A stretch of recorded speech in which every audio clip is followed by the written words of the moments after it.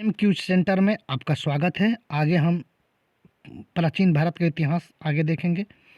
गुप्त एवं गुप्तोत्तर साम्राज्य। चलिए हम क्वेश्चन स्टार्ट करते हैं।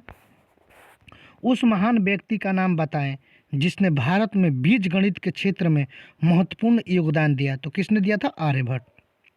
उस महान व्यक्ति का नाम बताएं जिसने भारत में बीज गणित के क्षेत्र में महत्वपूर्ण योगदान दिया। ऑप्शन नंबर डी हो जाएगा, आर्यभट्ट।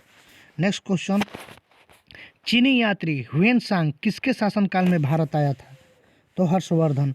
चीनी यात्री ह्वेनसांग किसके शासनकाल में भारत आया था? तो हर्षवर्धन। नेक्स्ट क्वेश्चन, एक चीनी बौद्ध भिक्षुक था जिसने नालंदा में बौद्ध शास्त्रों का अध्ययन किया तथा 627 से 643 ईस्वी तक भारत की 17 वर्ष की लंबी यात्रा के लिए प्रसिद्ध था।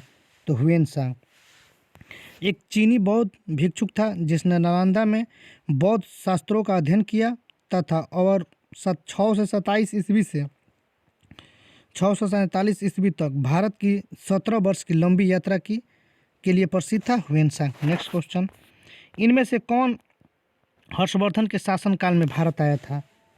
ह्वेनसांग। कौन हर्षवर्धन के शासनकाल में आया था? तो ह्वेनसांग। नेक्स्ट क्वेश्चन, इनमें से कौन सा चीनी यात्री नालंदा आया और छात्र और शिक्षक दोनों के रूप में रहा? तो ह्वेनसांग। इनमें से कौन सा चीनी यात्री नालंदा आया और छात्र और शिक्षक दोनों के रूप में रहा? ह्वेनसांग। नेक्स्ट क्वेश्चन, प्रसिद्ध बौद्ध विद्वान अश्वघोष किसके समकालीन थे? प्रसिद्ध किसके समकालीन थे? तो कनिष्क के।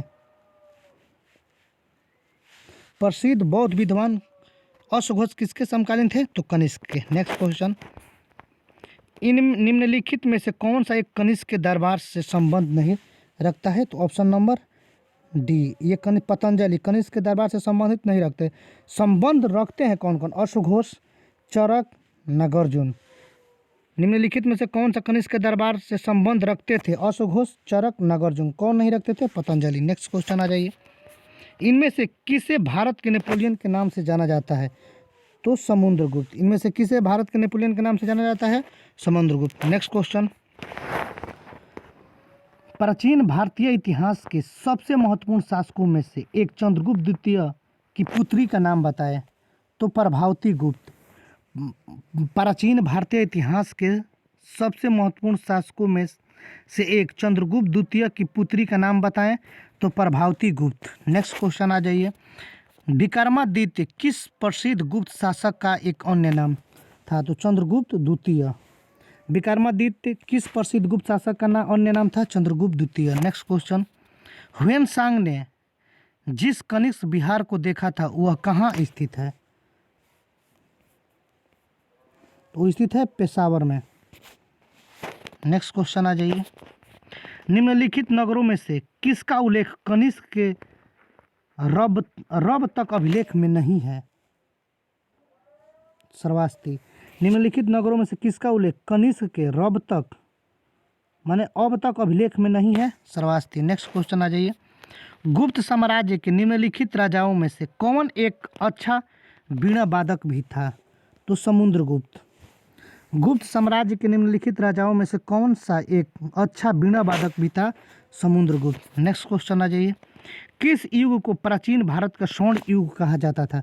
तो गुप्त साम्राज्य के 4वीं शताब्दी। किस युग को प्राचीन भारत का स्वर्ण युग कहा जाता था? तो गुप्त साम्राज्य 4वीं शताब्दी। नेक्स्ट क्वेश्चन, किस काल को भारतीय इतिहास का स्वर्ण युग कहा जाता है? तो गुप्त काल को। शासक आ जाएगा तो कुषाण वंश का शासक। किस काल को भारतीय इतिहास का स्वर्ण युग कहा जाता है? तो गुप्त काल। नेक्स्ट क्वेश्चन आ जाइए, नालंदा विश्वविद्यालय को विश्व के महान प्राचीन विश्वविद्यालयों में से एक तथा महत्वपूर्ण बौद्ध शैक्षणिक उत्कृष्टता के केंद्र माना जाता है। इसकी स्थापना किस भारतीय शासक ने किया? तो कुमारगुप्त प्रथम। नालंदा विश्वविद्यालय को विश्व के महान प्राचीन विश्वविद्यालयों में से एक तथा महत्वपूर्ण बौद्ध शैक्षणिक उत्कृष्टता केंद्र माना जाता है। इसकी स्थापना किस भारतीय शासक ने की थी? आ जाइए, किस भारतीय शासक ने की थी? तो कुमारगुप्त प्रथम। नेक्स्ट क्वेश्चन, निम्न में टोचारियन कौन थे? टोचारियन कौन थे? तो कुषाण। टोचारियन कौन थे? तो कुषाण। निम्नलिखित में से कौन सी वस्तु कुषाण काल में मुख्यतः निर्यात की जाती थी? तो सूती वस्त्र। निम्नलिखित में से कौन सी वस्तु कुषाण काल में मुख्यतः निर्यात की जाती थी? सूती वस्त्र। नेक्स्ट क्वेश्चन आ जाइए। हर्ष की मृत्यु के बाद 7वीं शताब्दी के आसपास महत्वपूर्ण में आए और उनके काल को भारत के अंधे युग के रूप में जाना जाता था। तो राजपूत। वर्ष की मृत्यु के बाद हर्ष की मृत्यु के बाद 7वीं शताब्दी के आसपास प्रभुत्व में आए और उनके काल को भारत के अंधे युग के रूप में जाना जाता है। तो राजपूत। नेक्स्ट क्वेश्चन आ जाइए। चंद्रगुप्त द्वितीय ने गुप्त साम्राज्य का किस ईस्वी में गुजरात तक विस्तार कर लिया था? तो 930 ईस्वी तक। चंद्रगुप्त द्वितीय ने गुप्त साम्राज्य का किस ईस्वी तक गुजरात तक विस्तार कर लिया था? तो 930। Next question. चीनी यात्री इतिसंग 3 वर्ष ठहर कर संस्कृत सीखा था। तो ताम्रलिप्ति। किसमें? ताम्रलिप्ति। चीनी यात्री इतिसंग 3 वर्ष ठहर कर संस्कृत सीखा था। ताम्रलिप्ति। नेक्स्ट क्वेश्चन आ जाइए।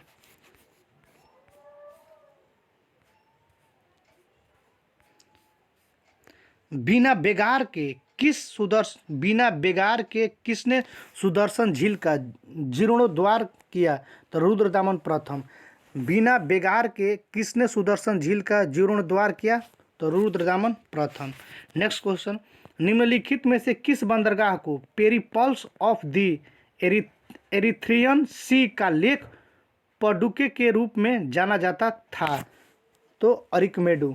निम्नलिखित में से किस बंदरगाह को पेरिप्लस ऑफ द एरिथ्रियन सी का लेख पडुके के रूप में जाना जाता था? अरिकमेडु। Next question. रोमन बस्ती कहाँ मिली? रोमन बस्ती कहाँ मिली? तो अरिकमेडु। कहाँ पे? अरिकमेडु। Next question. गुप्त काल के दौरान चीन के किस यात्री ने भारत का भ्रमण किया? तो फहियान। गुप्त काल के दौरान चीन के किस यात्री ने भारत का भ्रमण किया? तो फहियान। नेक्स्ट क्वेश्चन आ जाइए। अब हम पढ़ेंगे 800 ईस्वी से 1200 ईस्वी तक की राजनीतिक सामाजिक स्थिति। 800 ईस्वी से 1200 ईस्वी तक राजनीतिक सामाजिक स्थिति आ जाइए। क्वेश्चन। विक्रमशिला विश्वविद्यालय किनके द्वारा स्थापित किया गया? तो धर्मपाल। विक्रमशिला विश्वविद्यालय किनके द्वारा स्थापन किया गया? तो धर्मपाल। Next question. तंजीर स्थित राजराजेश्वर मंदिर का निर्माण किसने करवाया? तो राजराज प्रथम। 985 ईस्वी से 1014 ईस्वी। तंजीर स्थित राजराजेश्वर मंदिर का निर्माण किसने करवाया? राजराज प्रथम। 950 ईस्वी से 1014 ईस्वी। Next question. खजुराहो के विश्व प्रसिद्ध मंदिरों का निर्माण किसने करवाया था? तो चंदेल शासकों ने। खजुराहो के विश्व प्रसिद्ध मंदिरों का निर्माण किसने करवाया? चंदेल शासकों ने। Next question. किस दक्षिण भारतीय राज्य में उत्तम ग्राम प्रशासन था? तो चोल। किस दक्षिण भारतीय राज्य में उत्तम ग्राम प्रशासन था? तो चोल। नेक्स्ट क्वेश्चन आ जाइए। निम्नांकित राजवंशों में से किसके शासक अपने शासन काल में ही अपना उत्तराधिकारी घोषित कर देते थे? तो चोल। किसमें? चोल में। किस राजवंशों ने किसके शासक अपने शासन काल में ही अपना उत्तराधिकारी घोषित कर देते थे? तो चोल। नेक्स्ट क्वेश्चन आ जाइए। उदंतपुरी शिक्षा केंद्र निम्न में से किस राज्य में है? तो उदंतपुरी शिक्षा केंद्र बिहार में स्थित है। कहाँ है? बिहार में। उदंतपुरी शिक्षा विद्यालय बिहार में। Next question. विक्रमशिला शिक्षा केंद्र के संस्थापक का नाम बताइए? तो Dharmpal. Repeat question. Next question. वह दक्षिण भारतीय राज्य जो अपनी नौसैनिक शक्ति के लिए प्रसिद्ध था? तो चोल। वह दक्षिण भारतीय राज्य जो अपनी नौसैनिक शक्ति हेतु प्रसिद्ध था? तो चोल। निम्न में से दक्षिण भारत का कौन सा राजवंश अपनी नौसैनिक शक्ति के लिए प्रसिद्ध था? तो चोल। Repeat question. 12वीं सदी में राष्ट्रकूट वंश के 5 शिलालेख किस राज्य में मिले हैं? तो कर्नाटक में। 12वीं सदी में राष्ट्रकूट वंश के 5 शिलालेख किस राज्य में मिले हैं? तो कर्नाटक में। नेक्स्ट क्वेश्चन, दक्षिण भारत के साहूकार का क्या नाम था? तो चेटी। दक्षिण भारत के साहूकार का क्या नाम था? चेटी। नेक्स्ट क्वेश्चन आ जाइए, परमार वंश किसने स्थापित किया था? उपेंद्र। परमार वंश की स्थापित किया था उपेंद्र। नेक्स्ट क्वेश्चन आ जाइए, निम्नलिखित शासकों में से किसको मलाया, सुमात्रा तथा जावा की विजय का श्रेय जाता है? तो option number C, Rajendra Chola प्रथम। निम्नलिखित शासकों में से किसको मलाया, सुमात्रा तथा जावा की विजय का श्रेय जाता है? राजेंद्र चोल प्रथम। नेक्स्ट क्वेश्चन,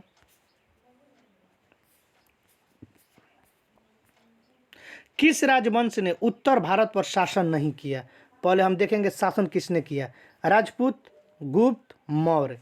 किस राजवंश ने उत्तर भारत पर शासन नहीं किया? तो चालुक्य ने नहीं किया, और जो किया है राजपूत किया है, गुप्त किया है, मौर्य किया है।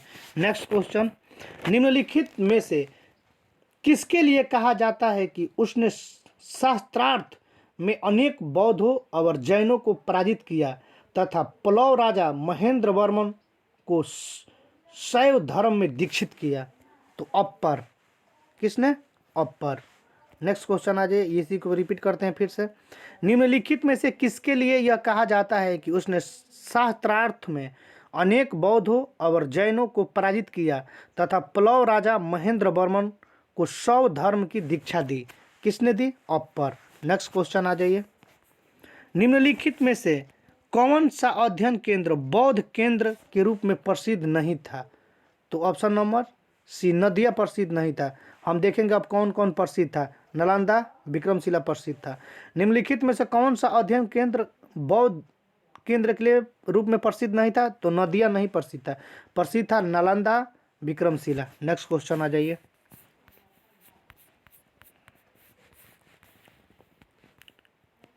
सुस्वर्ण भूमि का वह राजा कौन था जिसने नालंदा में एक बौद्ध विहार की स्थापना की तथा उसके रख रखाव हेतु अपने दूत द्वारा देवपाल से 5 गांव दान में देने के लिए प्रार्थना की? तो बालपुत्र देव। एक बौद्ध विहार की स्थापना की तथा उसके रख रखाव हेतु अपने दूत द्वारा देवपाल से 5 गांव दान देने के लिए प्रार्थना की? बालपुत्र देव। नेक्स्ट क्वेश्चन आ जाइए, कलहण की पुस्तक का नाम क्या है? राजतरंगड़ी। कलहण की पुस्तक का नाम क्या है? राजतरंगड़ी, जिसके बाद कश्मीर के इतिहास के बारे में लिखा गया है। नेक्स्ट क्वेश्चन, मोहम्मद गजनवी ने अपना अंतिम सैन्य अभियान भारत पर कब किया था? तो 1027 में जाटों के विरुद्ध किया था। मोहम्मद गजनवी ने अपना अंतिम सैन्य अभियान भारत पर कब किया था? 1027 में जाटों के विरुद्ध। नेक्स्ट क्वेश्चन आ जाइए, एहोल में दुर्गा मंदिर का निर्माण हुआ था पल्लव काल में, पल्लव शासक के काल में। एहोल में दुर्गा मंदिर का निर्माण हुआ था पल्लव शासक के काल में। नेक्स्ट क्वेश्चन, अब नेक्स्ट हम चैप्टर पढ़ेंगे दक्षिण भारतीय राजवंश, चोल, चालुक्य, पल्लव और संगम। दक्षिण भारतीय राजवंश, चोल, चालुक्य, पल्लव एवं संगम। चलिए हम स्टार्ट करते हैं। चोल शिलालेख से उल्लेखित गुरुकुल हेतु प्रदान की गई भूमि को अनुरक्षण कहा जाता था? शालाभोग। चोल शिलालेख से उल्लेखित गुरुकुल हेतु प्रदान की गई भूमि के अनुरक्षण कहा जाता था? तो शालाभोग। नेक्स्ट क्वेश्चन हम पढ़ेंगे, देखेंगे, आ जाइए। तीसरी शताब्दी में वारंगल प्रसिद्ध था लोहे के यंत्रों और उपकरणों हेतु। तीसरी शताब्दी में वारंगल प्रसिद्ध था लोहे के यंत्रों और उपकरणों हेतु। नेक्स्ट क्वेश्चन, निम्नलिखित में से कौन शैव धर्म के समय चार्य थे? शैव धर्म के चार्य थे मणिकावाचकर और संबंदर। निम्नलिखित में से कौन शैव धर्म के समयाचार्य थे? मणिकावाचकर और संबंदर। नेक्स्ट क्वेश्चन, राजा सिंह विष्णु किस वंश के शासक थे? तो पाल वंश के। राजा सिंह विष्णु किस वंश के शासक थे? तो पाल वंश के संस्थापक गोपाल। पाल वंश के संस्थापक गोपाल। नेक्स्ट क्वेश्चन आ जाइए, संस्कृत के कवि और नाटककार कालिदास का उल्लेख हुआ है? पुलकेशन द्वितीय के ऐहोल अभिलेख में। संस्कृत के कवि और नाटककार कालिदास का उल्लेख हुआ है पुलकेशन द्वितीय के ऐहोल अभिलेख में। नेक्स्ट क्वेश्चन, एक चालुक्य अभिलेख के तिथि अंकन में शक संवत का 556 दिया हुआ है, इसका तुल्य वर्ष है 634 ईस्वी। एक चालुक्य अभिलेख के तिथि अंकन में शक संवत का वर्ष 556 दिया हुआ है, इसका तुल्य वर्ष है 634 ईस्वी। नेक्स्ट क्वेश्चन,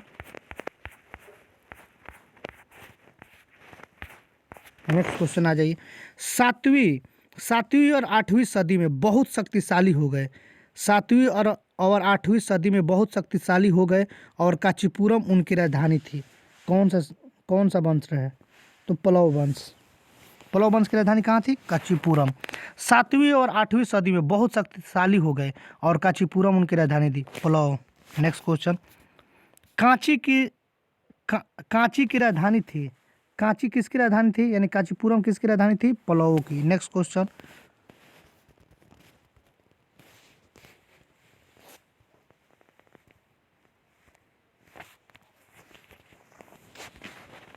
चलिए नेक्स्ट क्वेश्चन आ जाइए। पांड्य वंश की राजधानी कहाँ थी? पांड्य वंश की राजधानी मदुरई। पांड्य वंश की राजधानी मदुरई। नेक्स्ट क्वेश्चन, किसने मदुरई के आसपास के क्षेत्र पर शासन किया और 13वीं शताब्दी में सर्वोच्चता प्राप्त की? तो पांड्य वंश।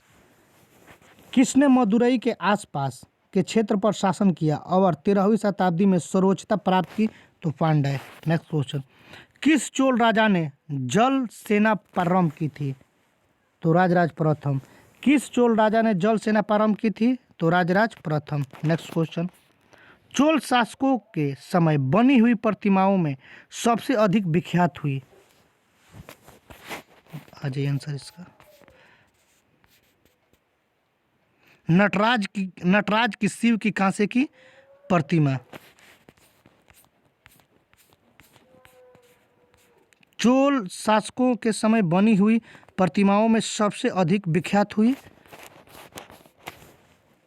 नटराज शिव की कांसे की प्रतिमा। नेक्स्ट क्वेश्चन आ जाइए। किस चालुक्य राजा ने कनौज के राजा हर्ष को पराजित किया था? तो ऑप्शन नंबर सी पुलकेशन द्वितीय। किस चालुक्य राजा ने कनौज के राजा हर्ष को पराजित किया था? तो पुलकेशन द्वितीय। चोल राजवंश के अंतिम शासक कौन थे? चोल राजवंश के राजेंद्र चोल तृतीय। चोल राजवंश के अंतिम शासक कौन थे? राजेंद्र चोल तृतीय। नेक्स्ट क्वेश्चन, कौन से चोल राजा ने मालदीव के द्वीपों पर दरियाई विजय पाई थी? तो राजराज। कौन से चोल राजा ने मालदीव के द्वीपों पर दरियाई विजय पाई थी? तो राजराज। नेक्स्ट क्वेश्चन, मिताक्षरा पुस्तक किस विषय से संबंधित है? तो हिंदू कानून से। मिताक्षरा पुस्तक किस विषय से संबंधित है? तो हिंदू कानून से। मिताक्षरा के लेखक कौन है? विज्ञानेश्वर। मिताक्षरा के लेखक विज्ञानेश्वर। नेक्स्ट क्वेश्चन, मंडलम बलनाडु और नाडु किस राज्य से संबंधित है? तो चोल राजाओं से। मंडलम बलनाडु और नाडु किस राज्य से संबंधित है? तो चोल। चलिए नेक्स्ट क्वेश्चन हम देखेंगे।